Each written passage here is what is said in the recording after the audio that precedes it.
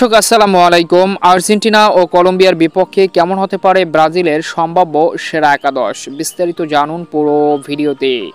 বিশ্বকাপ বাছাই পর্বে মার্চের গুরুত্বপূর্ণ ম্যাচে মাঠে নামছে ডরিভাল জুনিয়রের ব্রাজিল।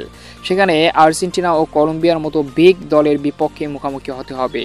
তো সেই ম্যাচকে সামনে রেখে চূড়ান্ত 23 সদস্যের একটি দুর্দান্ত স্কোয়াড ঘোষণা করেছে ডরিভাল জুনিয়র।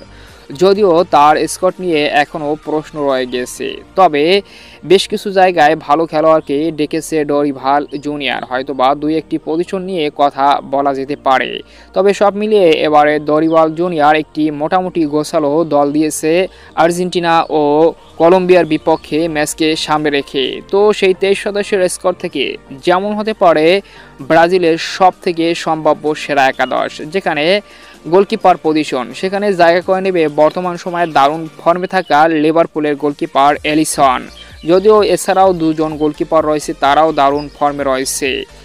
আর সেন্টার ব্যাক পজিশন যেখানে আর্সেনালের সেন্টার ব্যাক গ্যাব্রিয়েল মাগালেস এবং পিএসজির অধিনায়ক মার্কোনুস, এই দু অভিজ্ঞ সেন্টার ব্যাকই থাকবে সেন্টার ব্যাক পজিশনে। রাইট ব্যাগে জায়গা করে নেবে ফ্যান্ডারসন, আর লেফট ব্যাগে শুধু ডাকি পেয়েছে অ্যারেনা এবং সেই জায়গা করে নেবে লেফট ব্যাক পজিশনে।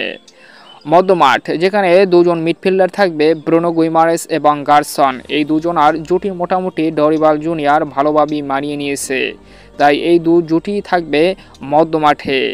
তো নেইমার থাকবে প্লেমেকার পজিশনে, অর্থাৎ এই দু মিডফিল্ডারের সামনেই থাকবে নেইমার জুনিয়র।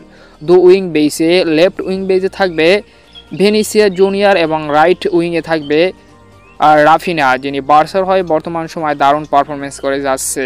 আর সেন্টার ফরওয়ার্ডের রোলে থাকবে রদ্রিগো, যিনি রিয়াল মাদ্রিদের হয়ে সর্বশেষ ম্যাচেও দারুণ পারফরমেন্স করেছে।